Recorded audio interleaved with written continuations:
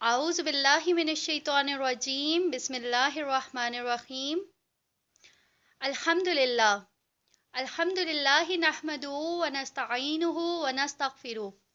ونؤمن بہ ونتوکل علیہ ونعوذ باللہ من شرور انفسنا ومن سیئات اعمالنا من یہد اللہ فلا مضل لہ ومن یضللہ فلا ہادی لہ ونشهد أن لا إله إلا الله وحده لا شريك له ونشهد أن سيدنا محمدا عبده ورسوله أرسله بالهدى ودين الحق ليظهره على الدين كله وكفى بالله شهيدا خصوصا على أفضلهم وخاتم النبيين محمد الأمين وعلى آلہ وصحبہ اجمعین فصلی اللہ علیہ وسلم تسلیما کثیرا کثیرا اللہم ربنا الہمنا رشدنا وعیذنا من شرور انفسنا اللہم ارنا الحق حقا وارزقنا اتباعہ وارنا الباطل باطلا وارزقنا اجتنابہ اللہم ارحمنا بالقرآن العظیم واجعلہ لنا اماما ونورا وہدا ورحمہ اللہم ذکرنا منہ ما نسینا وعلمنا منہ ما جہلنا وارزقنا تلاوتہ آناء اللیل واطراف النہار واجعلہ لنا حجۃ یا رب العالمین آمین رب اشرح لی صدری ویسر لی امری واحلل عقدۃ من لسانی یفقہوا قولی ربی یسر ولا تعسر وتمم بالخیر وبک نستعین آمین یا رب العالمین۔ الحمدللہ بہت مطلب آج ایک تو مجھے بہت اس بات کی خوشی ہے کہ ہم نے اپنا جو ایک پہلا سپارہ ہے اس کو کمپلیٹ کر لیا، اور انشاءاللہ تعالی آج سے جو ہے وہ ہم اپنا دوسرا پارہ سٹارٹ کرنے جا رہے ہیں۔ اور اس سے پہلے جو ہے وہ ہم نے جو لاسٹ پڑھا تھا، لاسٹ جو ہمارا لیکچر تھا اس میں کیا بات کی گئی تھی؟ تحویل قبلہ کے بارے میں، ٹھیک ہے۔ اس کے جو لاسٹ دو رکوع تھے پہلے پارے کے، اس میں اس طرح سے کہہ سکتے ہیں کہ تمہیداً بات کی جا رہی تھی، لیکن جیسے ہی آیت نمبر 143 سٹارٹ ہوتی ہے تو اس میں ہم دیکھتے ہیں کہ بالکل ایک ڈائریکٹ جو ہے وہ اس میں مخاطبت کی جا رہی ہے۔ آیت نمبر 143 میں کیا کہا جا رہا ہے؟ ٹرانسلیشن ہے یہ، ان قریب نادان لوگ کہیں گے کہ جس قبلے پر یہ تھے اس سے انہیں کس چیز نے ہٹا دیا۔ آپ فرما دیں کہ مشرق اور مغرب کا مالک اللہ ہے، وہ جسے چاہے سیدھے رستے کی ہدایت دیتا ہے۔ اب یہاں پہ دیکھیں کس چیز سے سٹارٹ کیا گیا کہ سیقول السفہاء، ٹھیک ہے۔ تو اس میں جو سفہاء کا لفظ استعمال کیا گیا، تو یا سفہاء کس کے لیے استعمال کیا گیا؟ ٹھیک ہے، کس کو کہا گیا سفہاء؟ سفہاء کا مطلب ہے بے وقوف، کہ عنقریب یہ جو بے وقوف لوگ ہیں یہ کہیں گے کہ یہ جس قبلے پر تھے انہیں کس نے اس قبلے سے پھیر دیا ہے۔ تو جیسے ہم نے دیکھا کہ پچھلا جو لیکچر تھا اس میں حضرت ابراہیم علیہ السلام کا ذکر کیا گیا، اور ان کے جو خاندان کی خدمات تھیں ان کا تذکرہ کیا گیا، اسی طرح سے بیت اللہ کی تعمیر کے اوپر بات ہوئی، اور پھر اس کے ساتھ ہی یہود و نصارہ کو ایک میسج دیا گیا کہ آپ جو ہیں وہ ملت ابراہیمی کے اوپر اکٹھے ہو جائیں۔ تو پچھلے دو رکوع جو تمہید کے ساتھ بات ہو رہی تھی، تو یہاں پہ آ کے بالکل ڈائریکٹ ایک پورا مضمون جو ہے وہ یہاں پہ دے دیا گیا۔ یہ جو مضمون ہے یہ پورے دو رکوع تک جو ہے وہ انشاءاللہ یہ چلے گا، کیونکہ یہ ایک ایسی بات تھی کہ جس کو لے کر کسی کے بھی ذہن میں کوسچن آ سکتا ہے کہ یہ جو تعویل قبلہ ہے یہ کوئی اتنی بڑی بات تو نہیں ہے، لیکن اس کے لیے قرآن پاک میں اس قدر تکرار کیوں کی گئی ہے؟ ٹھیک ہے، اس طرح کا کوسچن آ سکتا ہے کسی کے بھی مائنڈ میں۔ تو اسی لیے اس ٹاپک کو پورے اس طرح سے کہہ لیجئے کہ 4 رکوع میں اس کو بیان کیا گیا۔ تو سب سے پہلے آیت کی طرف آ جاتے ہیں۔ اس میں جیسے میں نے آپ کو پہلے بتایا کہ سفہاء سے کیا مراد ہے کہ بے وقوف لوگ۔ اب یہ بے وقوف لوگ کون ہو سکتے ہیں؟ یہ اہل یہود بھی ہو سکتے ہیں، پلس یہ اہل ایمان میں سے بھی کچھ لوگ ہو سکتے ہیں، جیسے کہ منافقین،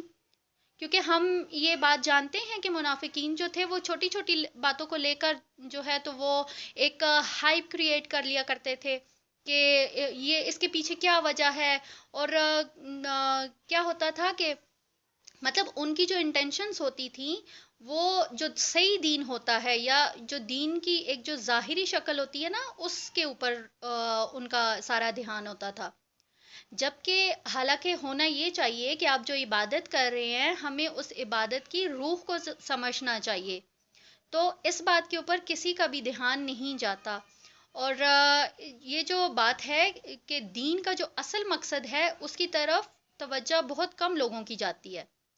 اب اس کا رزلٹ پھر کیا نکلتا ہے کہ دین میں اگر ذرا سا بھی کوئی چیز جو ہے اس کے ظاہری اعمال میں کوئی چینج آ جائے تو وہ بات لوگوں کو بہت زیادہ فیل ہوتی ہے۔ اگر اس چیز کو میں آپ کو اگزامپل کے تھرو اگر سمجھاؤں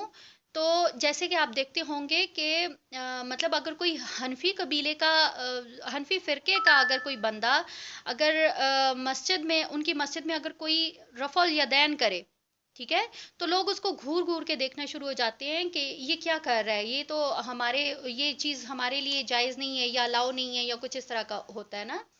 اسی طرح سے ایک فرقے کے لوگ دوسرے فرقے کے لوگوں کو اپنی مسجد میں نہیں گھسنے دیتے ہیں، ایون بہت ساری مساجد میں اس طرح کے ٹیگز بھی لگے ہوتے ہیں کہ فلاں مسلک کا بندہ یہاں پہ نہیں آ سکتا، یا اب دیکھیں کہ جو عبادت کی جو اصل روح ہے، جو عبادت کا اصل مقصد ہے اس کو سمجھنا چاہیے، ٹھیک ہے، نہ کہ آپ اس کے ظاہری اعمال کے اوپر جائیں کہ ظاہراً یہ لوگ جو کر رہے ہیں وہ ہمارے لیے ایکسیپٹیبل نہیں ہے، so they are not allowed to enter in our مساجد۔ تو یہ جو چیز ہے کہ ہمیں نا ہمیشہ عبادت کی جو روح ہوتی ہے اس کو سمجھنا چاہیے۔ اب یہاں پہ دیکھیں کہ جیسے ہی اس میں اس طرح کا آیا نا ایک حکم آیا تو یہ چیز جو تھی بہت سارے لوگوں کو اس نے اس میں کانفلکٹ پیدا کر دیا، ٹھیک ہے۔ تو اب کیا ہوا کہ یہ جو اس سے پہلے کیا کنڈیشن تھی کہ جب نماز پڑھتے ہوتے تھے تو رخ ہوتا تھا بیت المقدس کی طرف، ٹھیک ہے، لیکن اب اس میں کیا ڈائریکشن آ جاتی تھی کہ جب نماز ادا کی جاتی تھی، اسپیشلی جب نبی کریم صلی اللہ علیہ وسلم نماز ادا کرتے تھے تو وہ حرم میں اس طرح اس ڈائریکشن میں کھڑے ہوتے تھے کہ ان کا جو رخ ہوتا تھا وہ ایٹ اے ٹائم وہ بیت اللہ اور بیت المقدس دونوں کی طرف ہوتا تھا، مینز وہ اس ڈائریکشن خانہ کعبہ کی جو جنوبی دیوار تھی اس ڈائریکشن میں کھڑے ہوتے تھے، تو ان کے فرنٹ پہ بیت اللہ اور بیت المقدس دونوں جو تھے وہ اس رخ میں آ جاتے تھے۔ لیکن کیا ہوا کہ جیسے ہی آپ صلی اللہ علیہ وسلم مدینہ ہجرت کر کے آئے تو یہاں پہ تھوڑا ڈائریکشن میں پرابلم ہو گئی، تھوڑا چینج ہو گیا، کیونکہ مدینہ منورہ کے جو شمال میں ہے وہ یروشلم تھا اور اس کے جنوب میں مکہ مکرمہ تھا۔ تو اب یہ سچویشن ہو گئی کہ آپ اگر بیت المقدس کی طرف اگر منہ کرتے ہیں تو بیت اللہ کی طرف آپ کی پیٹھ ہو جاتی تھی، اور اسی طرح سے اگر آپ بیت اللہ کی طرف اگر منہ کریں گے تو بیت المقدس کی طرف آپ کی بیک ہو جائے گی۔ اور تحویل قبلہ کے وقت چونکہ عیسائی اور یہودی جو تھے یہ دونوں ہی بیت المقدس کی طرف رخ کر کے نماز ادا کیا کرتے تھے، تو نبی کریم صلی اللہ علیہ وسلم مدینہ آنے کے بعد انہوں نے اسی کو پرائیورٹی دی کہ ابھی جو ہے وہ مرکز عبادت جو ہے وہ بیت المقدس ہے تو اسی کی طرف رخ کرتے ہیں۔ تو یہاں آنے کے تقریباً کوئی 16 یا 17 مہینوں تک نبی کریم صلی اللہ علیہ وسلم نے اور صحابہ کرام نے بیت المقدس کی طرف ہی رخ کر کے نماز ادا کی، لیکن نبی کریم صلی اللہ علیہ وسلم کی یہ شدید خواہش تھی کہ جس طرح سے ملت ابراہیمی کی اتباع کا پابند کیا گیا ہے تو اس طرح سے قبلہ بھی جو ہے وہ بیت اللہ ہونا چاہیے، کیونکہ عبادت کا اصل گھر اور مرکز ہدایت تو وہی ہے۔ اب جو لوگ مکہ سے آئے تھے ان کی تو کافی حد تک تربیت ہو چکی تھی، اس لیے انہیں کسی قسم کا بھی اعتراض نہیں ہوا تحویل قبلہ کے اوپر، لیکن جو یہاں کے لوگ تھے مدینہ کے لوگ، ٹھیک ہے، ان کو اس چیز کو لے کے تھوڑا سا ایشو ہوا، کیونکہ یہاں پہ جتنے بھی لوگ تھے وہ زیادہ تر یہودیت کو وہ ترک کر کے مسلمان ہوئے تھے، اور ان کے دل میں ظاہر ہے ان کے دل میں بیت المقدس کا جو ایک تقدس تھا وہ ابھی بھی برقرار تھا۔ اچھا، اس سے پہلے تک تو وہ ایمان میں اس لیے داخل ہوئے کہ چلیں یہ ظاہر ہے ان کا قبلہ اور ہمارا قبلہ ایک ہی ہے، تو یہ اٹ از کوائٹ پاسبل کہ یہ بھی اسی دین کی کوئی شاخ ہے۔ لیکن جیسے ہی تعویل قبلہ کا حکم آیا تو ان کے کان کھڑے ہو گئے کہ نہیں، یہ تو کوئی ایک نئی ملت ہے، کوئی ایک نئی امت ہے کہ جس کی تشکیل کی جا رہی ہے۔ تو اسی لیے سب سے پہلا اعتراض انہوں نے کیا اٹھایا کہ اگر اصل گھر جو ہے وہ بیت اللہ ہی تھا تو پھر بیت المقدس کی طرف جو رخ کر کے نمازیں پڑھی ہیں ان کا کیا ہوگا؟ کیا وہ ضائع ہو گئیں؟ مینز یہاں پہ انہی منافقین کو مخاطب کر کے کیا کہا گیا ہے کہ عنقریب کہیں گے بے وقوف لوگ۔ تو یہ بے وقوف لوگ اب آپ کو سمجھ آ گئی ہوگی کہ یہ کون ہے، کہ یہ منافقین۔ اب کیا ہے آگے، کیا کہا جا رہا ہے کہ ما واللہم عن قبلتہم التی کانوا علیہا، یعنی کس چیز نے انہیں پھیر دیا اس قبلے سے جس پر یہ تھے۔ تو اس کے جواب میں اللہ تعالیٰ نے کیا کہا؟ قل للہ المشرق والمغرب، آپ کہہ دیجئے کہ مشرق اور مغرب اللہ ہی کا ہے۔ اب یہاں پہ اگر غور کیا جائے تو یہی والی سیم بات جو ہے وہ ہم نے پیچھے بھی ایک جو ہے وہ ہم آلریڈی پڑھ چکے ہیں، ٹھیک ہے؟ جو 14th رکوع ہے اس میں یہ بات ہم نے پڑھ لی تھی، جہاں پہ تحویل قبلہ کے اوپر تمہیداً بات کی گئی تھی کہ اس میں کیا کہا گیا تھا کہ اللہ تعالیٰ جو ہے وہ کسی خاص سمت میں نہیں ہے، بلکہ یہ مشرق اور مغرب سب اسی کا ہے، تم جس طرف بھی منہ کرو گے اللہ کا چہرہ ہے، وہ جس کو چاہتا ہے سیدھے راستے کی طرف ہدایت دیتا ہے۔ اب اس میں فرق کیا تھا کہ پہلے جو تھا وہ اپنی مرضی سے بیت المقدس کی طرف پھرے تھے، اب یہاں پہ اللہ تعالیٰ کا حکم سمجھتے ہوئے بیت اللہ کی طرف رخ پھیر لیں۔ تو یہاں پہ جو ہدایت کی بات کی گئی ہے، اوپر کہا گیا نا کہ وہ جس کو چاہتا ہے ہدایت دیتا ہے، تو جو ہدایت کی بات کی گئی ہے تو ہدایت وہ نہیں ہوتی ہے کہ جسے آپ جو ہیں وہ اپنے پرانے رسم و رواج یا پرانی آپ کی ان اوتھینٹک جو روایات ہیں اس کو فالو کر رہے ہوں اور آپ کہیں کہ یہ ہدایت ہے۔ نہیں، بلکہ ہدایت وہ ہے جس کی نشاندہی اللہ کرتا ہے، اور پھر اس کی طرف وہ آپ کی گائیڈنس بھی کرتا ہے، آپ کی رہنمائی بھی کرتا ہے۔ تو سب سے فرموسٹ ہدایت اس کو حاصل ہوتی ہے جو کہ اللہ تعالیٰ کے فرمان کے تابع ہوتے ہیں، جو اس کی اطاعت کرتے ہیں۔ اور اس کے ساتھ کیا ہوتا ہے کہ ساتھ میں وہ ہدایت کے طلبگار بھی ہوتے ہیں، کیونکہ یہ بات ہم نے بہت اچھے سے سمجھ لی ہے کہ ہدایت جو ہے وہ کبھی بھی آپ کو آپ کی مرضی کے مطابق نہیں ملتی ہے۔ ہدایت جو ہے وہ آپشنل ہے، آپ اس کو چوز کریں گے، آپ اس کے لیے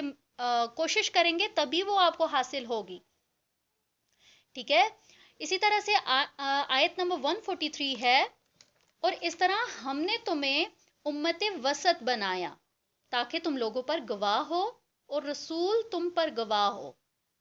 جس قبلے پر تم پہلے تھے اسے ہم نے صرف اس لیے مقرر کیا تھا تاکہ ہم جان لیں کہ رسول کا پیروکار کون ہے اور کون اپنی ایڑیوں کے بل پھر جاتا ہے۔ گویا یہ کام بڑا مشکل تھا، پر جنہیں اللہ تعالیٰ نے ہدایت دی ہے ان کے لیے مشکل ثابت نہ ہوا، اور اللہ تعالیٰ تمہارے ایمان کو ہرگز ضائع نہیں کرے گا، یقیناً اللہ تعالیٰ لوگوں کے ساتھ شفقت اور مہربانی کرنے والا ہے۔ اب یہاں اگر اس آیت کی ٹرانسلیشن کو ہم دیکھیں تو ہمیں بہت ساری باتیں جو ہیں وہ سمجھ آتی ہیں، ٹھیک ہے؟ یہاں پہ جو کذالکا کا ورڈ یوز کیا گیا ہے، اس سے کیا مراد ہے کہ اب یہاں پہ یہ اہل ایمان کے ساتھ مخاطبت ہو رہی ہے، ٹھیک ہے؟ اور اشارتاً جو ہے وہ ایک بات سمجھائی جا رہی ہے کہ جس طرح سے دیکھیں، اگر جغرافیکلی اگر دیکھا جائے تو ہمارا جو قبلہ ہے وہ کہا جاتا ہے نا کہ زمین کے بالکل درمیان میں ہے، ٹھیک ہے؟ جیسے حرم جو ہے وہ خانہ کعبہ جو ہے وہ زمین کے بالکل درمیان میں ہے، اور اسی نسبت سے اگر دیکھا جائے تو ہدایت اور فکر و عمل کے اعتبار سے بھی یہ جو امت ہے اس کو امت وسط بنایا گیا۔ وسط کا کیا مطلب ہے؟ درمیان، یعنی کہ امت معتدل۔ تو یہاں مسلمانوں کو کیا بتایا جا رہا ہے کہ تعویل قبلہ کو معمولی بات نہ سمجھو، یہ اس بات کی علامت ہے کہ تمہیں وہ فضیلت اور اہمیت حاصل ہو رہی ہے جو کہ پہلے بنی اسرائیل کو تھی۔ ہم نے بنی اسرائیل کے بارے میں بہت اچھے سے پڑھا نا، کہ اللہ تعالیٰ نے انہیں کتنے انعامات سے اور سے نوازا تھا، اور انہوں نے پھر آگے اس کا کیا کیا، اور پھر اس کے بعد جو ہے وہ ان کے ساتھ پھر اللہ تعالیٰ نے کیا کیا۔ تو اب یہاں پہ کیا کہا جا رہا ہے کہ تمہیں جو ہے وہ اہمیت اور فضیلت دی جا رہی ہے جو کہ پہلے بنی اسرائیل کو تھی۔ اس کے بعد اللہ تعالیٰ نے کیا کہا؟ تاکہ تم لوگوں پر گواہ رہو اور رسول تم پر گواہ رہے۔ اب یہاں سے دیکھیے کہ اللہ تعالیٰ ایک کتنا بڑا اعزاز جو ہے وہ اس امت مسلمہ کو دے رہے ہیں، کہ امت وسط سے کیا مراد ہے؟ کہ قیامت کے دن جب پہلی امتوں میں سے ان کے انبیاء کے بارے میں ان سے سوال کیا جائے گا کہ انبیاء نے میرا پیغام آپ تک پہنچایا کہ نہیں، تو بعض قومیں جو ہیں وہ واضح طور پر انبیاء کی، اپنے جو انبیاء ہوں گے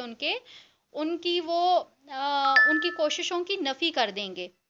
یعنی کہ وہ نہ میں جواب دیں گے کہ نہیں، ہمیں ان انبیاء نے اللہ تعالیٰ کا پیغام، آپ کا پیغام نہیں پہنچایا۔ تو جب وہ ان انبیاء کو بلائیں گے اور ان سے پوچھیں گے، تو پتہ ہے انبیاء آگے سے کیا جواب دیں گے؟ کہ اے اللہ، آپ جو ہے وہ ہماری گواہی امت محمدیہ کے لوگوں سے لیں۔ تب جو ہے اس امت، یعنی کہ ہمیں امت مسلمہ کو جو ہے وہ بلایا جائے گا اور ان سے کہا جائے گا کہ آپ ان کے بارے میں کیا کہتے ہیں، تو وہ یہی کہیں گے کہ یا الہی، یہ لوگ غلط بیانی کر رہے ہیں، ان کے انبیاء نے تو تیرا پیغام ٹھیک ٹھیک پہنچا دیا تھا۔ یعنی یہ امت جو ہے یہ پچھلی امتوں کے انبیاء کے حق میں گواہی دے گی۔ دیکھیں کتنا بڑا ایک آنر دیا اللہ تعالیٰ نے ہمیں۔ اور پھر اس کے بعد رسول تم پر گواہ ہو، اس بات کا کیا مطلب ہے؟ کہ جیسے ہی یہ امت پچھلی امتوں کے انبیاء کی گواہی دے گی، تو پھر نبی کریم صلی اللہ علیہ وسلم اس امت پہ گواہی دیں گے کہ یا اللہ، یہ جو بات کہہ رہے ہیں یہ بالکل سچی گواہی دے رہے ہیں۔ ٹھیک ہے؟ تو اسی طرح سے اب آپ کو سمجھ آ گیا کہ امت وسط یا امت معتدل کا کیا مطلب ہے، کہ یہ امت جو ہے یہ پچھلے انبیاء جو ہیں، تبھی تو ہمیں یہ کہا جاتا ہے نا کہ اللہ تعالیٰ پر اور نبی کریم صلی اللہ علیہ وسلم اور ان سے پہلے والے انبیاء کے اوپر آپ نے ایمان لانا ہے۔ ٹھیک ہے؟ اچھا، یہ جو میں نے سارا آپ کو ایک بات بتائی، جو ایک پوری ایک واقعہ بتایا، تو اس کا ریفرنس ہمیں ملتا ہے صحیح بخاری کی حدیث نمبر 4487 سے۔ یہ ایک بہت ڈیٹیل حدیث ہے، اس کو آپ پڑھ سکتے ہیں۔ اب یہاں پہ دیکھیں کہ امت وسط یا امت معتدل کا لقب کیوں دیا؟ اللہ تعالیٰ نے قرآن پاک میں جو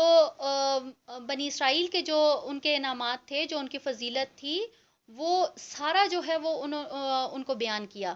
اور پھر اس کے بعد ہم نے یہ بھی دیکھا کہ انہوں نے اللہ تعالیٰ کے احسانوں کا بدلہ کس طرح سے چکایا۔ انہوں نے نافرمانی کی، ان کو اگر اللہ تعالیٰ نے ایک مقام دیا تو وہ اس کے اوپر متکبر ہو گئے، وہ اکڑ گئے، تو پھر اس کا انجام کیا ہوا کہ اللہ تعالیٰ نے انہیں ذلیل و رسوا کر دیا۔ اب یہاں پہ امت معتدل جو ہے وہ امت عدل بھی ہے، امت خیر بھی کہا گیا اس امت کو۔ ٹھیک ہے؟ تو امت خیر ہونے کے ناطے سے یہ ہماری ایک بہت بڑی ذمہ داری ہے جو کہ ہمیں ہر حال میں نبھانی ہے۔ یہ امت خیر ہونے کا احسان جو اللہ تعالیٰ نے اس امت پر کیا ہے، جو ہم پر کیا ہے، ہم نے اس احسان کا بدلہ چکانا ہے۔ ٹھیک ہے؟ یہ بات ہمیں بہت اچھے سے معلوم ہے کہ نبی کریم صلی اللہ علیہ وسلم اس دین کو مکمل کر چکے ہیں، وہ اپنا جو ان کا فرض تھا وہ اس کو کمپلیٹ کر کے گئے ہیں، بہت احسن طریقے سے نبھا کے گئے ہیں۔ تو اس دین کو تمام دنیا میں پہنچانا ہے بحیثیت مسلمان، تو ہمیں یہ دین دنیا کی باقی قوموں تک لے کے جانا ہے۔ بٹ انفارچونیٹلی اگر بات کی جائے تو ہم مطلب ہماری قوم جو ہے یا ہماری جو امت ہے وہ خود ہی اس دین سے بے بہرہ ہو گئی ہے۔ اگر آج کی اس امت کو دیکھا جائے نا تو یہ خود اپنے دین سے بے بہرہ ہو گئی ہے کہ یہ باقی قوموں تک یہ کس طرح سے اپنے دین کا پیغام لے کے جائیں گے۔ ٹھیک ہے؟ اصل دین سے ہی پھر گئے ہیں ہم لوگ، تو پھر ہم دوسرے لوگوں تک یا دوسری قوموں تک ہم کیا پیغام پہنچائیں گے؟ تو اسی لیے ہمارا سب سے پہلا فرض کیا ہے کہ ہم نے اصل دین کو لوگوں تک پہنچانا ہے، کیونکہ نبی کریم صلی اللہ علیہ وسلم نے حجت الوداع کے خطبے میں کیا کہا تھا کہ دین مکمل ہو گیا ہے، اب کوئی نبی نہیں آئے گا اس لیے میری یہ باتیں ان لوگوں تک پہنچاؤ جو کہ یہاں پہ موجود نہیں ہیں، اور انہوں نے اس سے اگلوں کو پہنچانا ہے، ٹھیک ہے؟ تو جو چیز آج ہم پہ فرض ہے کہ جو چیز ہم سیکھتے ہیں ہم اسے آگے ضرور پہنچائیں۔ سورہ مزمل کی آیت نمبر 5 ہے کہ اِنَّا سَنُلْقِي عَلَيْكَ قَوْلًا ثَقِيلًا، کہ ہم تم پر عنقریب ایک بھاری ذمہ داری ڈالنے والے ہیں۔ انفیکٹ یہ بات کہی تو نبی کریم صلی اللہ علیہ وسلم کے ساتھ گئی تھی، لیکن ان کے توسط سے اب یہ ہماری ذمہ داری ہے، ٹھیک ہے؟ اور اس ذمہ داری کو ہم نے ہر حال میں نبھانا ہے۔ آگے دیکھیے، وَمَا جَعَلْنَا الْقِبْلَةَ الَّتِي كُنْتَ عَلَيْهَا، اور نہیں مقرر کیا ہم نے وہ قبلہ جس پر آپ پہلے تھے۔ اب یہاں پہ اگر آپ غور کریں تو دیکھیں، جیسے پیچھے ہم نے پڑھا کہ 16 یا 17 مہینوں تک وہ بیت اللہ کی طرف، بیت المقدس کی طرف جو تھا وہ رخ کر کے نماز پڑھتے رہے ہیں مسلمان۔ تو اگر اس میں اللہ تعالیٰ کی مرضی نہ ہوتی تو اللہ تعالیٰ ڈے فرسٹ پہ ہی کہہ دیتے کہ نہیں، آپ کا جو قبلہ ہے وہ بیت اللہ ہے، ٹھیک ہے؟ یہ 17 مہینوں کا ٹائم کیوں دیا گیا؟ کیا وجہ تھی اس کے پیچھے؟ کہ اس کے ذریعے سے اللہ تعالیٰ لوگوں کو آزمائے کہ کون اللہ تعالیٰ کے فیصلے پہ کو مانے گا، اس کے تابع ہوگا، اور کون ہے جو کہ ہیلے بہانے کریں گے۔ کیونکہ ہم نے یہ دیکھا نا کہ جو ہدایت یافتہ لوگ ہوتے ہیں وہ اللہ تعالیٰ کے حکم کے آگے حالات اور سمت کو نہیں دیکھتے۔ گو کہ یہ جو تحویل قبلہ تھا یہ ایک بہت بڑی آزمائش تھی، ٹھیک ہے؟ اسی لیے جو ہے وہ بیت اللہ کو قبلہ مقرر کرنے کے باوجود سمت کو مقرر نہیں کیا گیا تھا، ٹھیک ہے؟ یہ چیز بہت ڈے فرسٹ سے ڈیسائیڈڈ تھی کہ امت مسلمہ کا جو قبلہ ہے وہ بیت اللہ ہوگا، اور یہ بات تورات اور انجیل میں بھی موجود تھی، ٹھیک ہے؟ اب یہاں پہ اس کے پیچھے کیا مقصد تھا کہ اللہ لنعلم من یتبع الرسول، کہ اللہ تعالیٰ دیکھنا چاہتا تھا کہ کون رسول کی اتباع کرتا ہے اور کون اس سے پھر جاتا ہے، اور یقیناً یہ بہت بڑی بات تھی، مگر ان کے لیے دشوار نہیں تھی جن کو اللہ تعالیٰ نے ہدایت دی۔ اب دیکھیں سیم اسی بات پہ آ گئی نا بات، کہ دیکھیں کہ ان کے لیے مشکل نہیں تھی جن کو اللہ تعالیٰ نے ہدایت دی ہوئی تھی۔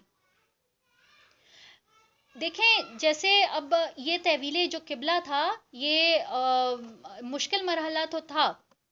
لیکن ان لوگوں کے لیے یہ بالکل ایک معمولی سی بات تھی کہ جن کو اللہ تعالیٰ نے ہدایت سے سرفراز کیا تھا۔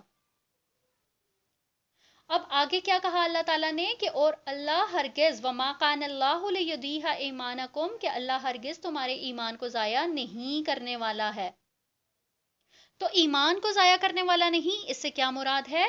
کہ اللہ تعالیٰ جو ہے وہ یہاں پہ ایمان سے مراد نماز ہے، ٹھیک ہے؟ یعنی اللہ تعالیٰ تمہاری نمازوں کو ضائع نہیں کرنے والا۔ جیسے پیچھے منافقین نے کہا نا کہ اگر بیت اللہ ہی اگر قبلہ تھا تو بیت المقدس کی طرف جو ہم نے نمازیں پڑھی ہیں 16-17 مہینے، ان کا کیا ہوگا؟ وہ ضائع ہو گئی ہیں۔ تو یہاں پہ اللہ تعالیٰ نے کیا کہا کہ اللہ تعالیٰ جو ہے وہ تمہارے ایمان کو ضائع نہیں کرے گا، تمہاری نمازوں کو ضائع نہیں کرے گا۔ ان اللہ بالناس لرؤوف رحیم، بے شک اللہ تعالیٰ انسانوں کے حق میں بہت ہی شفیق اور مہربان ہے۔ رؤوف، یہ ایک رؤوف سے کیا مراد ہے؟ کہ وہ جو کہ نقصان سے بچا کر مزید آپ کو جو ہے وہ عنایات آپ کے اوپر کرے، ٹھیک ہے؟ تو یہاں پہ کیا کہا گیا کہ اللہ تعالیٰ بہت ہی شفیق اور مہربان ہے۔ آگے ہے آیت نمبر 144 کہ ہم تمہارے چہرے کو بار بار آسمان کی طرف اٹھتا دیکھ رہے تھے، سو ہم نے تمہیں اس قبلے کی جانب پھیر دیا جسے آپ پسند کرتے ہیں، تو آپ اپنا چہرہ مسجد حرام کی طرف پھیر لیں، اور آپ صلی اللہ علیہ وسلم جہاں کہیں بھی ہوں اپنا چہرہ اسی طرف ہی کر لیا کریں۔ اہل کتاب جانتے ہیں کہ یہ ان کے رب کی طرف سے حق ہے، اور جو وہ کرتے ہیں اللہ تعالیٰ اس سے غافل نہیں ہے۔ اب یہاں جو اصل یہ جو آیت نمبر 144 ہے، اس میں اصل جو حکم ہے وہ اب یہاں پہ آیا ہے کہ آپ اپنا چہرہ جو ہے وہ پھیر لیں، ٹھیک ہے؟ تو ابن سعد کی روایت ہے کہ رجب یا شعبان 6 ہجری کا یہ واقعہ ہے کہ اس وقت نبی کریم صلی اللہ علیہ وسلم ایک صحابی تھے، بشر بن براہ بن معرور، یہ ایک صحابی تھے، ان کے ہاں دعوت پر گئے ہوئے تھے، تو وہاں پہ ظہر کا وقت ہو گیا، اور جیسے ہی نبی کریم صلی اللہ علیہ وسلم نماز کے لیے کھڑے ہوئے تو 2 رکعتیں انہوں نے پڑھ لی، تو تیسری رکعت میں اچانک ہی وحی کے ذریعے سے یہ آیت نازل ہوئی، اور جیسے ہی یہ آیت نازل ہوئی تو اسی وقت نبی کریم صلی اللہ علیہ وسلم نماز کے دوران ہی بیت اللہ کی طرف پھر گئے، اور آپ صلی اللہ علیہ وسلم کی اتباع کرتے ہوئے جو لوگ آپ کے ساتھ نماز پڑھ رہے تھے وہ بھی جو تھا وہ بھی بلا حجت وہ بھی بیت اللہ کی طرف مڑ گئے۔ اور اسی طرح سے یہ جو میں نے آپ کو واقعہ سنایا اس کا ریفرنس میں یہ میں نے تفہیم القرآن سے لیا ہے، اور اسی کے حوالے سے ایک حدیث ہے، سنن ترمذی کی حدیث ہے، 340 اس کا ریفرنس نمبر ہے، اس میں بھی ہمیں ایک اور دلیل ملتی ہے کہ اسی طرح سے جیسے ہی اب یہاں پہ اللہ تعالیٰ نے قبلہ کی جو ڈائریکشن تھی اس کو چینج کرنے کے لیے ایک پورا ایک آرڈر دے دیا، ایک حکم دے دیا، نازل ہو گیا حکم، تو پھر کیا ہوا کہ جگہ جگہ پہ منادی کرائی گئی، ٹھیک ہے، کہ اب قبلہ چینج ہو گیا ہے تو بیت المقدس کے بجائے بیت اللہ کی طرف نماز پڑھنی ہے، تو ایک جگہ پہ لوگ عصر کی نماز ادا کر رہے تھے، ٹھیک ہے، تو وہ لوگ رکوع میں تھے، تو جیسے ہی ان کے کانوں میں یہ الفاظ پڑے کہ بیت اللہ چینج ہو گیا ہے تو انہوں نے کیا کیا کہ رکوع کی حالت میں ہی تھے وہ بیت اللہ کی طرف مڑ گئے۔ یعنی اب دیکھیے کہ ان سارے ان واقعات سے ہمیں ایک سبق ملتا ہے کہ اتباع کا کیا ایک لیول ہوگا کہ کوئی ہیل و حجت نہیں ہے، کوئی آگے سے کوسچن نہیں ہے کہ کیوں، ٹھیک ہے، بس جو آرڈر ملا اس کو منوان جو ہے وہ انہوں نے قبول کیا، ٹھیک ہے۔ اب اس آیت میں کیا کہا گیا کہ ہم تمہارے چہرے کا بار بار آسمان کی طرف اٹھنا دیکھ رہے ہیں، ہم اسی قبلے کی طرف تمہیں پھیر دیتے ہیں جسے تم پسند کرتے ہو، ٹھیک ہے۔ تو یہاں اس بات سے کیا ظاہر ہو رہا ہے کہ تحویل قبلہ کا حکم آنے سے پہلے نبی کریم صلی اللہ علیہ وسلم اس بات کے شدت سے منتظر تھے، کیونکہ اب آپ کو معلوم تو ہو چکا تھا کہ بنی اسرائیل کی امامت کا دور ختم ہو گیا ہے، تو اس کے ساتھ ہی جو بیت المقدس کی جو مرکزیت ہے وہ بھی ختم ہو چکی ہے، تو اسی لیے اب جو ہے وہ اصل مرکز ابراہیمی کی طرف رخ کرنے کا جو تھا وہ وقت آ گیا تھا، ٹھیک ہے۔ فَوَلِّ وَجْهَكَ شَطْرَ الْمَسْجِدِ الْحَرَامِ، پس پھیر لیں اپنا چہرہ مسجد حرام کی طرف۔ اب یہاں اگر غور کیا جائے تو یہ نہیں کہا گیا کہ آپ نے خانہ کعبہ کی طرف اپنا جو ہے وہ منہ پھیر لینا ہے، ٹھیک ہے، کیا ورڈ استعمال کیا گیا؟ مسجد حرام۔ اچھا، مسجد حرام، اب یہ ایک ایسا ورڈ ہے کہ حرام مطلب اس سے کسی بھی انسان کے ذہن میں نا ایک غلط کانسیپٹ جو ہے وہ آ سکتا ہے، تو حرام جو ورڈ ہے اس کا کیا مطلب ہے کہ حرمت والی جگہ، ٹھیک ہے، مسجد حرام سے مراد یہ ہے کہ یہ حرمت والی جگہ ہے، یہاں پہ دنگا فساد، قتل و غارت یا لڑائی جھگڑا یہ سارا کچھ منع ہے، یہ حرام ہے، ٹھیک ہے، اسی لیے اس مسجد کا نام مسجد حرام ہے۔ تو اگر دیکھا جائے تو یہاں پہ ایک جو پوری ایک مسجد ہے، پوری ایک کمپلیٹ مکمل جو مسجد ہے اس کے بارے میں ذکر کیا گیا کہ جس کے اندر خانہ کعبہ واقع ہے، ٹھیک ہے، کیونکہ اگر صرف کعبے کی بات کی جاتی کہ خانہ کعبہ کی طرف آپ رخ کر کے نماز پڑھیں تو پھر اب جو لوگ اسی کے سراؤنڈنگز میں تھے ان کے لیے تو آسان تھا، لیکن اگر دنیا کے کسی دوسرے کونے میں کوئی شخص بیٹھا ہوا ہے تو اس کے لیے یہ ایک امپاسبل سی چیز ہو جاتی کہ وہ ڈائریکٹ بالکل سیدھ میں اس کے جو ہے وہ رخ کرے، بالکل سٹریٹ اس کی طرف رخ کرنا مشکل ہو جاتا، تو اسی لیے یہاں پہ کیا ورڈ استعمال کیا گیا کہ آپ دنیا کے کسی بھی کونے پہ آپ جہاں پہ بھی ہیں، ٹھیک ہے، اس میں آیت میں کیا کہا گیا کہ آپ جہاں کہیں پہ بھی ہوں اپنا چہرہ اسی طرف کر لیا کریں، تو اسی لیے آج جو ہے وہ دنیا کے کسی بھی کونے میں بیٹھا ہوا مسلمان جو ہے وہ کس طرف رخ کرتا ہے؟ مسجد حرام کی طرف، اور اس کے لیے ایک یہ بھی چیز ہے کہ اگر کہیں پہ صحیح سمت جو ہوتی ہے وہ اگر نہیں معلوم ہو رہی ہے تو آپ جو ہے وہ حتی الامکان جو ہے وہ کوشش کریں کہ آپ کا رخ جو ہے وہ بیت اللہ کی طرف ہو، ٹھیک ہے؟ اور اگر بالکل سیم مسئلہ مطلب فرسٹ پرائیورٹی آپ کی یہ ہونی چاہیے کہ آپ کا رخ بیت اللہ کی طرف ہو، اور اگر کہیں پہ آپ کو ڈائریکشن کا ایشو ہو جاتا ہے، نہیں معلوم ہوتا، تو پھر آپ آ، گمان کی بنیاد پہ کہ اس سائڈ پہ قبلہ ہے تو آپ اس طرف رخ کر سکتے ہیں، ٹھیک ہے؟ اور اسی طرح اگر نماز کے دوران بھی اکثر اوقات ایسا ہوتا ہے کہ کسی ان نون جگہ پہ چلے جائیں تو ہمیں نہیں معلوم ہوتا کہ قبلہ کس سائڈ پہ ہے اور کوئی بتانے والا بھی نہیں ہے، تو پھر آپ ایسا کر سکتے ہیں کہ آپ اگر ڈائریکشن کسی ایک ڈائریکشن میں کھڑے تھے تو آپ کو اگر نماز کے دوران ہی یہ احساس ہو گیا کہ یہ صحیح ڈائریکشن نہیں ہے تو آپ نماز کے دوران بھی اپنی سمت جو ہے وہ چینج کر سکتے ہیں، ٹھیک ہے؟ اس کی بھی ہمیں جو ہے وہ دلیل ملتی ہے اس آیت سے۔ اسی طرح سے آگے دیکھیں وَإِنَّ الَّذِينَ أُوتُوا الْكِتَابَ لَيَعْلَمُونَ أَنَّهُ الْحَقُّ، اور جنہیں دی گئی تھی کتاب۔ اب یہاں پہ اس سے کیا مراد ہے؟ یہود و نصارہ، یعنی کہ اہل کتاب جو تھے وہ خوب جانتے تھے کہ یہ ان کے رب کی طرف سے حق ہے۔ یہاں اب اگر ہم دیکھیں تو یہ بات ظاہر ہے ہمیں، جیسے پہلے میں نے بتایا کہ یہود و نصارہ کی جو کتابیں تھیں ان کے اندر بہت کلیئرلی یہ بات مینشن تھی کہ جو آخری امت ہوگی ان کا قبلہ ہوگا بیت اللہ، ٹھیک ہے؟ وہ ان ساری باتوں کو جانتے تھے، لیکن کیا ہوا کہ وہ لوگ صرف اپنی جو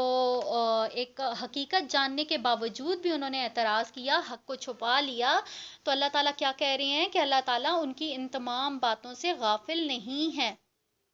وہ اللہ تعالیٰ سے وہ کسی صورت بھی جو ہے وہ نہیں چھپ سکتے ہیں، کیونکہ اللہ تعالیٰ ان کی ہر حرکت سے باخبر ہے۔ آیت نمبر 145 ہے، اور اے نبی صلی اللہ علیہ وآلہ وسلم اگر آپ ان اہل کتاب کے سامنے ہر قسم کی نشانیاں پیش کر دیں تب بھی یہ آپ کے قبلے کی پیروی نہیں کریں گے، اور نہ ہی آپ ان کے قبلے کی پیروی کریں، اور اگر معلوم ہو جانے کے باوجود بھی اگر آپ ان کی خواہشات کے پیچھے چلیں گے تو یقیناً آپ بھی ظالموں میں سے ہو جائیں گے۔ اب یہاں پہ کیا بتایا جا رہا ہے کہ قبلے کو لے کر جو حجت اور جو بحث یہ لوگ کر رہے تھے ان کا فیصلہ کسی بھی دلیل سے نہیں ہو سکتا،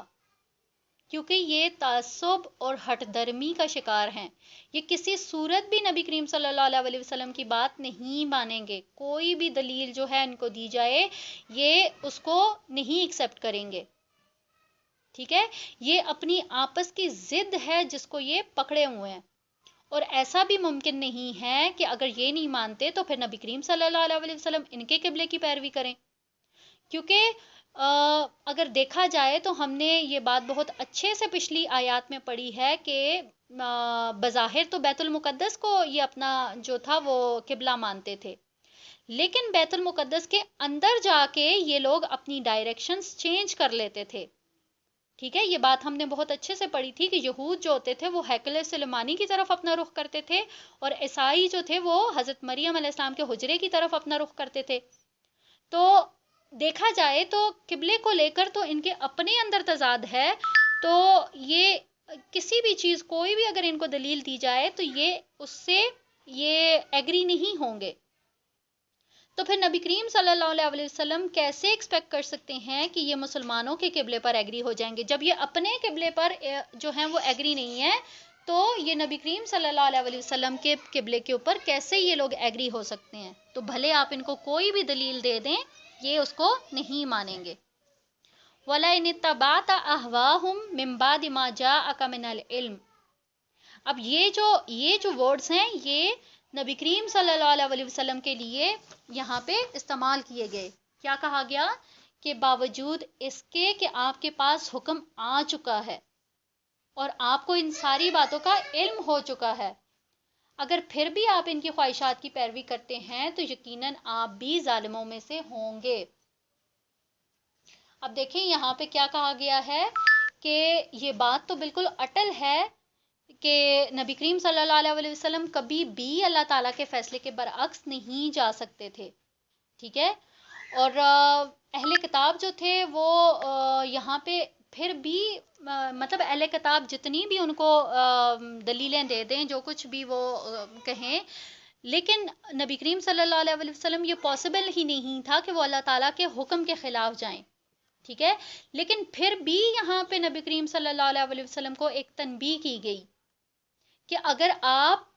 پھر بھی ان یہود کی باتوں میں آ کر اگر ان کے قبلے کی پیروی کریں گے، یعنی کہ بیت المقدس کی طرف ہی رخ کریں گے، تو پھر آپ بھی ظالموں میں سے ہوں گے،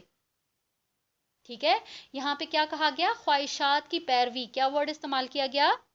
خواہشات کی پیروی اگر کریں گے تو آپ بھی جو ہیں وہ اپنے اوپر ظلم کرنے کے برابر جو ہے یہ کام ہوگا۔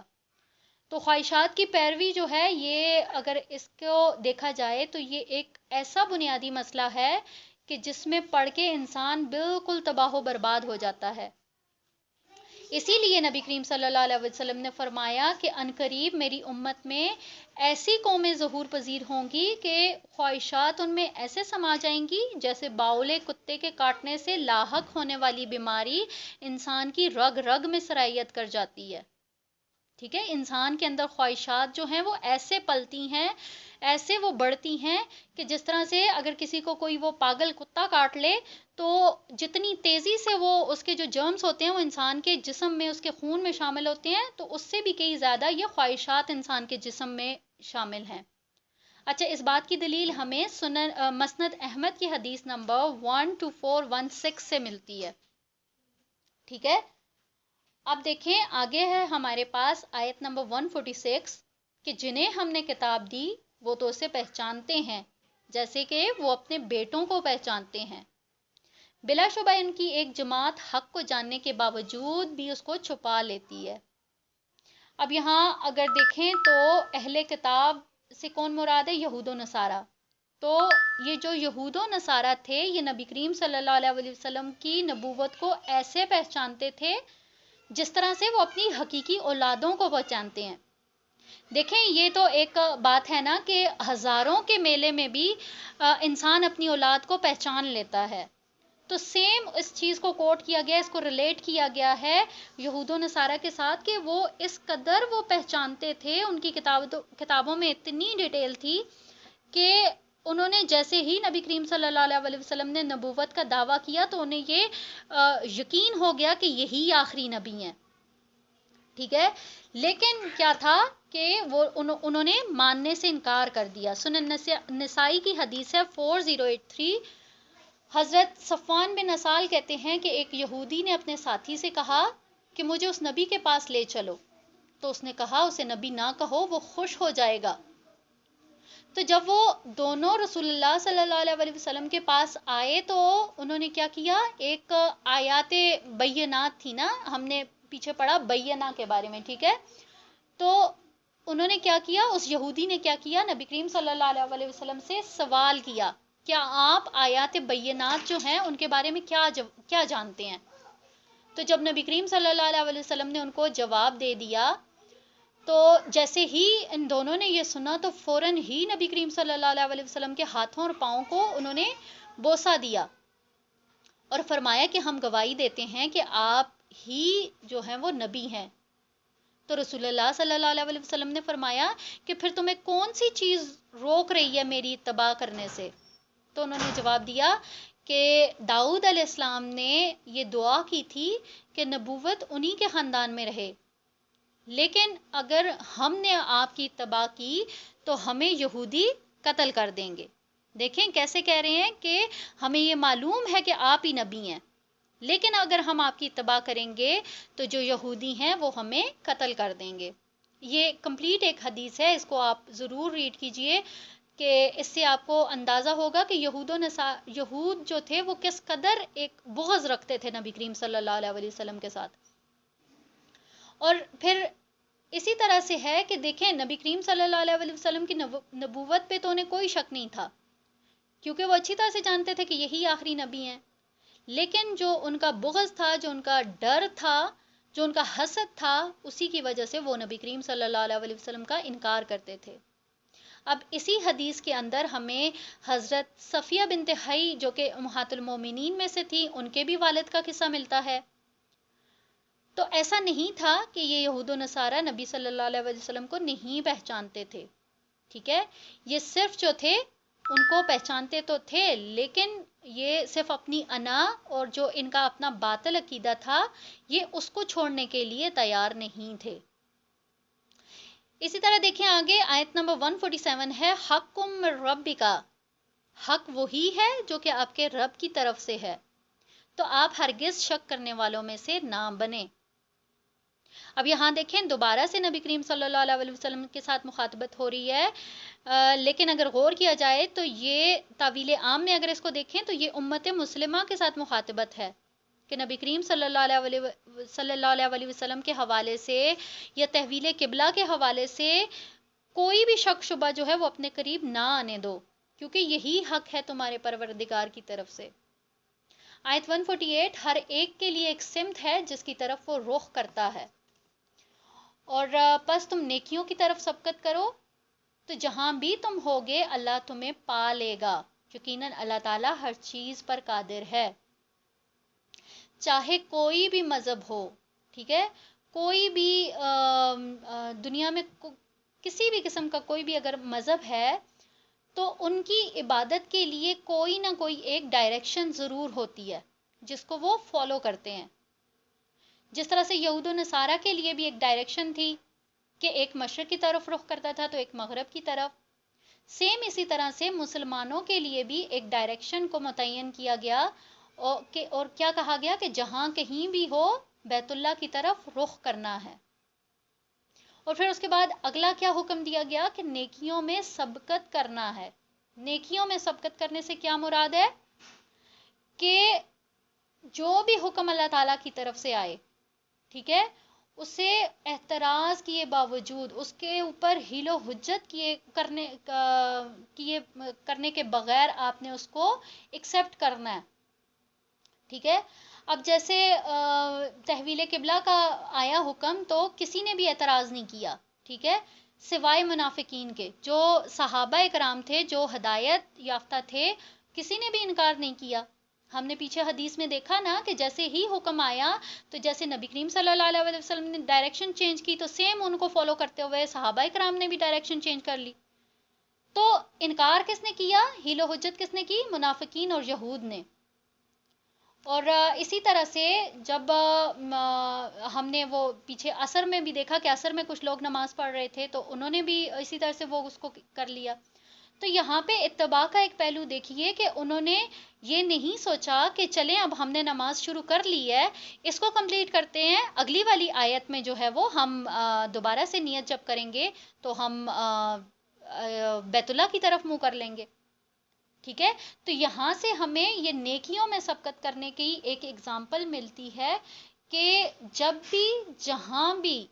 جس بھی وقت جو بھی حکم اگر آ جائے تو اسے سر تسلیم خم کرنا ہے اس کے اوپر، ٹھیک ہے، اسے ہر حال میں اس کے اوپر عمل کرنا ہے،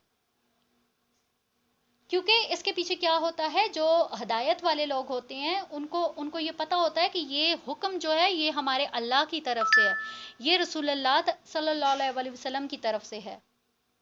لیکن اگر اسی بات کو تعویل عام میں دیکھیں، اگر کسی کو یہ کہا جائے کہ یہ کام نہ کرو، اس طرح سے کرو، اور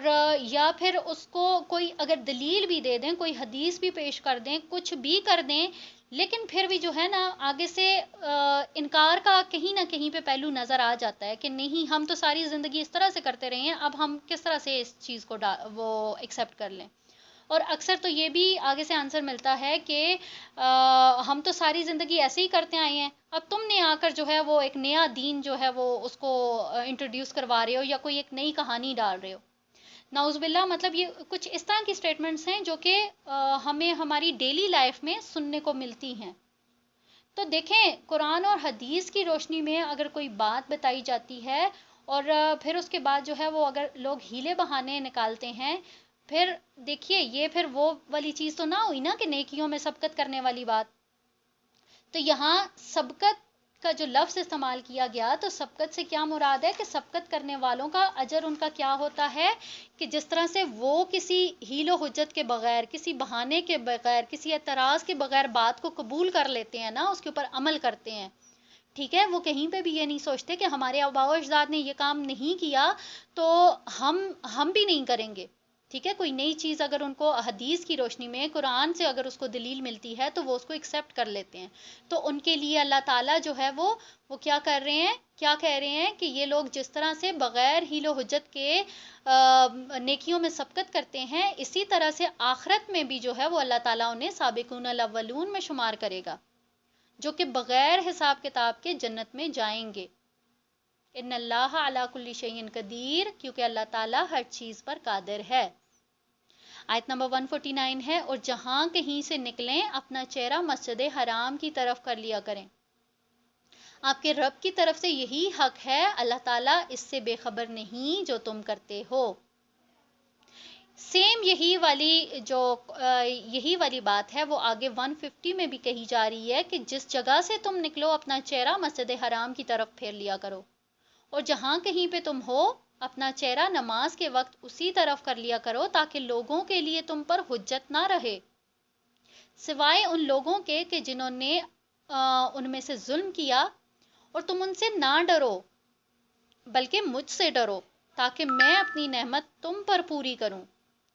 اور اس لیے بھی کہ تم ہدایت پاؤ. اب اگر اس بات کو ہم غور سے دیکھیں، اس کے اوپر اگر غور و فکر کریں تو کیا بات سامنے آتی ہے کہ یہ جو تحویل قبلہ تھی یہ کوئی بہت بڑی بات تھی، یہ کوئی معمولی بات نہیں تھی کہ بار بار کنٹینیوس 3 آیات میں جو ہے وہ ایک ہی بات کہی جا رہی ہے کہ تم جہاں کہیں پہ بھی ہو اپنا چہرہ مسجد حرام کی طرف کر لیا کرو. ٹھیک ہے، اگر غور کریں گے تو آپ کو معلوم ہوگا کہ نبی کریم صلی اللہ علیہ وسلم کے ساتھ جو ہے وہ 3 دفعہ مخاطبت کی گئی ہے، اور ان کے حوالے سے صحابہ کرام کے ساتھ یا پھر اہل ایمان کے ساتھ دوسری دفعہ ان کو مخاطب کر کے یہاں پہ دوبارہ سے کیا کہا گیا کہ نماز کے وقت تم جہاں کہیں پہ بھی ہوگے اپنا رخ بیت اللہ کی طرف کر لو. دیکھا جائے تو قرآن کریم میں صرف یہی ایک مسئلہ ہے کہ جس پر عمل درآمد کرانے کے لیے 3 بار کہا گیا، اور آخر میں یہ بھی کہا کہ لوگوں سے ڈرنے کے بجائے مجھ سے ڈرو. تو یہ ایک بہت بڑی بات ہے. اگر اس کو تعویل عام میں دیکھیں گے تو ایک جیسے یہ ساری جو چیزیں ہیں نا یہ آج کے مسلمان سے کہیں جا رہی ہیں. اگر ہم اپنے گریبانوں میں جھانکیں گے تو ہمیں معلوم ہوگا کہ ہم اللہ کو چھوڑ کر ہر ایک سے ڈرتے ہیں، جبکہ اللہ تعالیٰ نے کیا کہا کہ کسی سے بھی نہ ڈرو سوائے میرے. اور ہمارا کیا ہے کہ ہم نا ایک چھوٹا سا کہیں پہ کیمرہ لگا ہوتا ہے نا تو ہم اس سے بھی ڈر جاتے ہیں. ہم اگر کوئی گناہ کا کام کر رہے ہوں گے نا تو ہم اپنے ارد گرد دیکھتے ہیں کہ کوئی ہمیں دیکھ تو نہیں رہا، کہیں پہ کوئی کیمرہ تو نہیں لگا ہوا کہ جس میں ہمارا یہ سارا کچھ ریکارڈ ہو جائے گا اور ہم پکڑے جائیں گے. تو جو حقیقت میں دیکھ رہا ہے وہ ہمیں بھول جاتا ہے، ہم اس کو اگنور کر دیتے ہیں، ہم اس کو سمجھتے ہی نہیں ہیں کہ وہ بھی ہمیں دیکھ رہا ہے. تو اللہ تعالیٰ کیا کہہ رہے ہیں کہ لوگوں سے ڈرنے کے بجائے مجھ سے ڈرو، کیونکہ جب انسان اپنے دل میں اللہ تعالیٰ کا ڈر پیدا کر لیتا ہے نا تو پھر کسی چیز کا بھی خوف اس کے اوپر طاری نہیں ہوتا. اور اللہ کا ڈر وہ ہوتا ہے کہ جو انسان کے لیے ہدایت کے راستے کھولتا ہے، وہ ہدایت کے دروازے کھولتا ہے وہ. اور پھر جس کے اوپر ہدایت کے دروازے کھل جاتے ہیں اس کے لیے نعمتوں کا اہتمام ہوتا ہے، کیونکہ اللہ تعالیٰ نے کیا کہا کہ تم مجھ سے ڈرو تاکہ میں اپنی نعمت تم پہ پوری کروں. تو پھر ایسے لوگوں کے لیے اللہ تعالیٰ کی طرف سے بشارتیں ہوتی ہیں. آیت نمبر 151 ہے کہ ہم نے تمہارے درمیان تم ہی میں سے رسول بھیجا جو کہ ہماری آیات تمہارے سامنے پڑھتا ہے اور تمہیں پاک کرتا ہے، تمہیں کتاب و حکمت سکھاتا ہے اور وہ سکھاتا ہے جس سے تم بے علم تھے. یہاں پہ غور اگر کریں گے تو ہمیں یہ معلوم ہوگا کہ یہ سیم وہی باتیں ہیں جو کہ ہم پیچھے آلریڈی پڑھ چکے ہیں.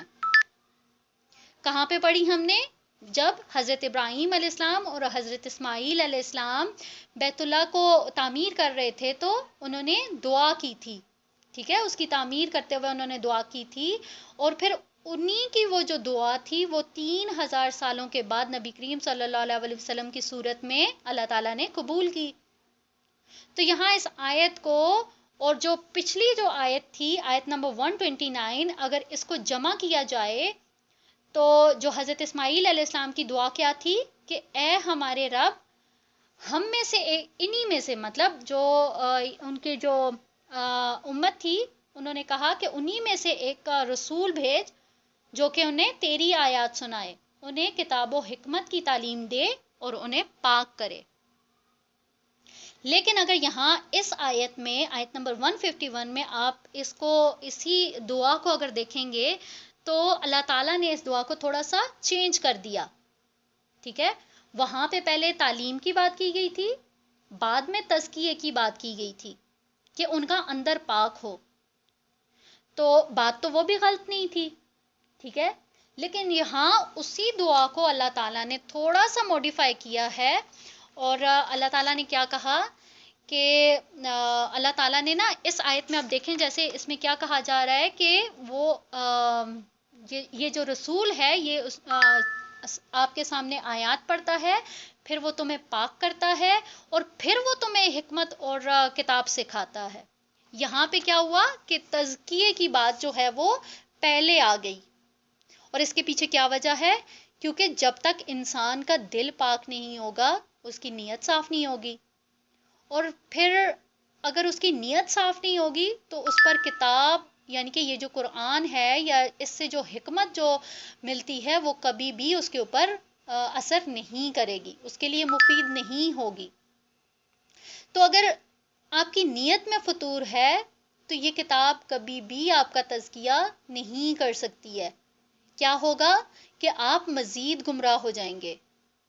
سیم جیسے بنی اسرائیل کا حال ہوا، وہ سارا ہمارے سامنے ہے کہ ان کی نیت میں فطور تھا تو کیا ہوا کہ وہ مزید گمراہ ہو گئے۔ اور اسی بات کو اللہ تعالیٰ نے یہ جو ایک پوری ایک موڈیفائڈ ایک آیت تھی، یا اس کو پوری ان جو ایک اللہ تعالیٰ نے یہ جو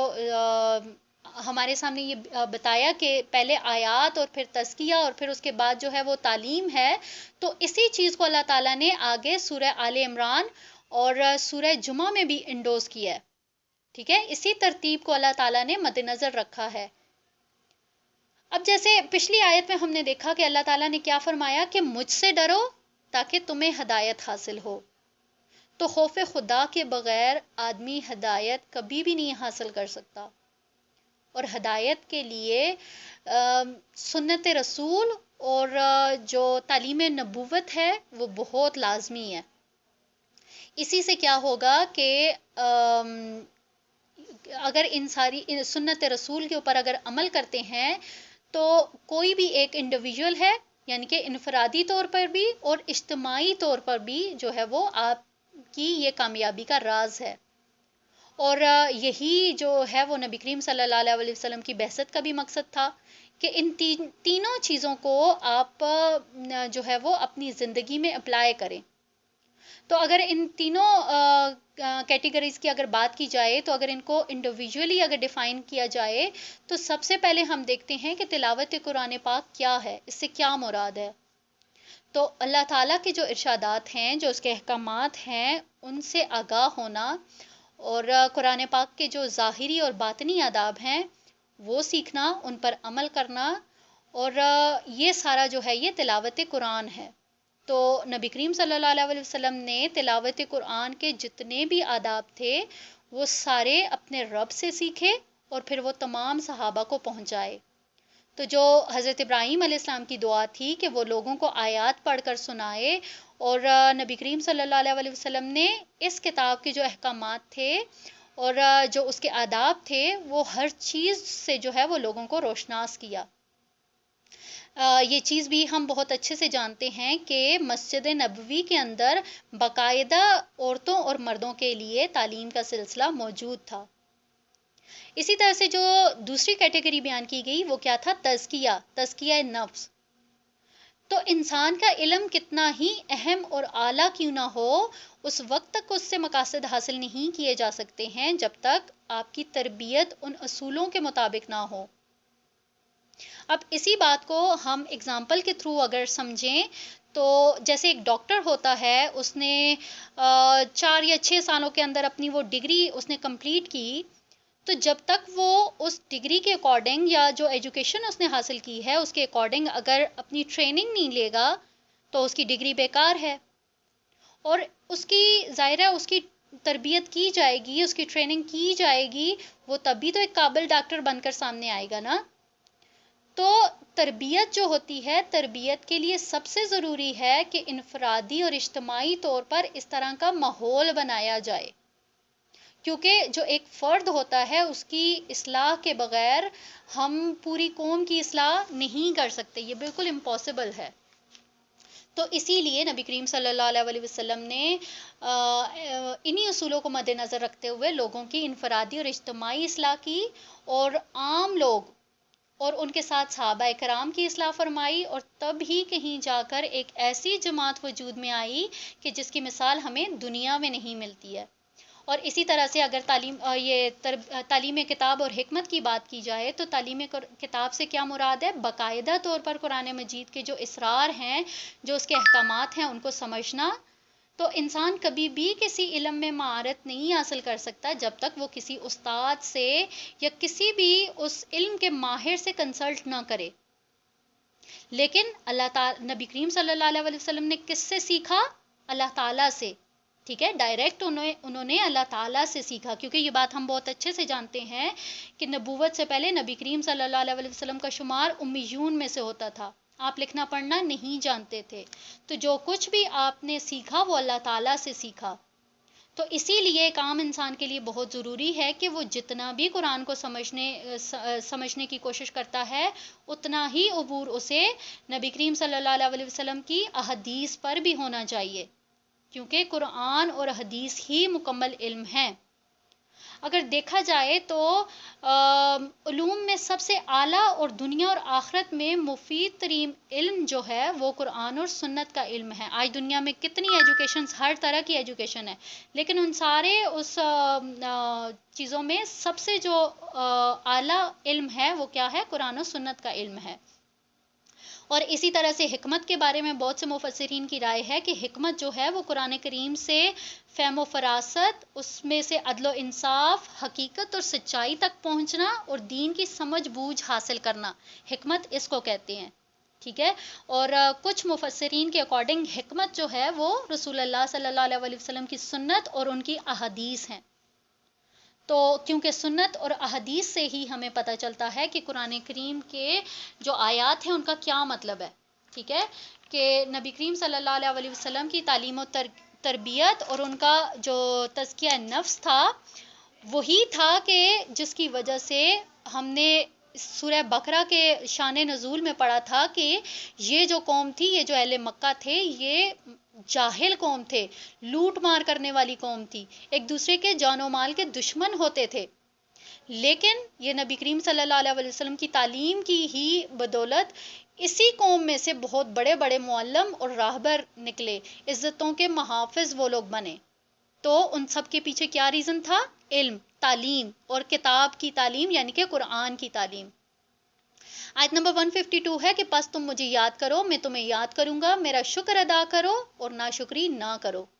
تو یہاں پہ اگر غور کیا جائے تو یہ آیت نبی کریم صلی اللہ علیہ وسلم اور ان کے ساتھ صحابہ کرام سے جو ہے وہ مخاطبت ہے، اور انہی کی نسبت سے یہ امت مسلمہ کے لیے بھی یہ آیت ہے کہ اگر اتنی عنایات، اتنے احسانات اور اتنی نعمتیں اگر دی جاتی ہیں کسی کو، تو اللہ تعالیٰ نے ان کے بدلے میں کیا ڈیمانڈ کی ہے؟ جسٹ اللہ کو یاد کرنا ہے، اللہ کا شکر ادا کرنا ہے۔ تو اگر غور کیا جائے تو امت مسلمہ اللہ تعالیٰ کے امت مسلمہ پر اللہ تعالیٰ نے انعامات کی بارش کی ہے، اور سب سے بڑھ کر جو نبی کریم صلی اللہ علیہ وسلم کی صورت میں ایک مہربان اور ایک عظیم قائد عنایت کیا، اور پھر اس کے بارے میں کیا کہا کہ صرف اور صرف میرے احکامات کی پیروی کرنی ہے، کسی کا خوف یا ڈر اپنے دل میں نہیں رکھنا۔ اور پھر اس کے بعد کیا ہے کہ اگر آپ یہ ساری چیزوں کے اوپر عمل کرتے ہیں تو آپ ہدایت کے راستے پر گامزن ہوں گے، اور جب ہدایت کے راستے پہ آ جائیں گے تو اللہ تعالیٰ آپ کو مزید کامیابیوں سے نوازے گا۔ فذکرونی اس سے کیا مراد ہے؟ میں بھی تم مجھے یاد کرو، میں بھی تمہیں یاد کروں گا۔ تو اس سے حدیث قدسی ہے ایک، صحیح بخاری کی حدیث نمبر 7405، کہ اس میں اللہ تعالیٰ فرماتا ہے کہ میں اپنے بندے کے گمان کے ساتھ ہوتا ہوں، وہ جب بھی مجھے یاد کرتا ہے وہ جیسے مجھے یاد کرتا ہے میں اس کے ساتھ ہوتا ہوں۔ اب یہاں پہ کیا کہا گیا کہ بندے کے گمان کے ساتھ، تو گمان جیسا بھی گمان آپ رکھ کے اللہ کو یاد کریں گے، اللہ تعالیٰ بھی ویسے ہی آپ کو یاد کرے گا۔ آگے اللہ تعالیٰ کیا کہہ رہے ہیں کہ اگر وہ مجھے دل میں یاد کرتا ہے تو میں بھی اسے دل میں یاد کرتا ہوں، اگر وہ مجھے محفل میں یاد کرتا ہے تو میں بھی اسے بہتر محفل یعنی کہ فرشتوں کی محفل میں یاد کرتا ہوں۔ تو یہاں اگر غور کیا جائے تو ایک بہت بڑا احسان ہے جو کہ اللہ تعالیٰ نے اس امت پر کیا ہے، یعنی کہ اللہ اور بندوں کے درمیان یہ ایک معاہدہ ہے جسے اللہ تعالیٰ بخوبی نبھا رہا ہے۔ صرف انسان ہی جو ہے وہ اس سے غفلت کر جاتا ہے۔ تو اگر غور کیا جائے تو عبادات جو ہے وہ ذکر کی ہی مختلف شکلیں ہیں، اور سب سے بہترین ذکر کیا ہے؟ نماز۔ لیکن اس کی ادائیگی کے بعد بھی حکم دیا گیا ہے کہ اپنے رب کو کثرت سے یاد کرو، اٹھتے بیٹھتے لیٹتے، اور اس بات کی دلیل ہمیں سورہ نساء کی آیت نمبر 103 سے ملتی ہے کہ جو ہے وہ اللہ تعالیٰ کا جو ذکر ہے وہ اٹھتے بیٹھتے کرنا ہے، اور ذکر کے ساتھ ایک اور چیز ہے شکر، یعنی کہ اللہ تعالیٰ کا شکر بھی ادا کرنا ہے۔ تو جو شکر کا ادا کرنا ہوتا ہے وہ اللہ تعالیٰ کی عنایات کا دروازہ کھولتا ہے، کیونکہ انسان شکر تب بھی کرتا ہے جب اس کے دل میں شعور اور احساس پیدا ہوتا ہے، اور دین کا کوئی بھی عمل سوائے شکر کے ایسا نہیں ہے جو کہ آپ کو اللہ کی بارگاہ میں عذاب سے محفوظ رکھنے کے ساتھ ساتھ مزید آپ کو جو ہے وہ خوشخبریاں دے۔ تو اسی لیے اللہ کا ذکر کیجئے، جو اس نے دیا ہوا ہے اس کو،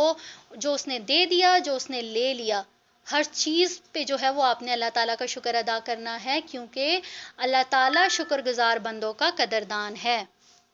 بارک اللہ لی و لکم فی القرآن العظیم ونفعنی وإیاکم مما فیہ من الآیات وذکر الحکیم وتقبل منی ومنکم تلاوتہ انہ هو الغفور الرحیم۔ سبحانک اللہم وبحمدک اشہد ان لا الہ الا انت استغفرک واتوب الیک۔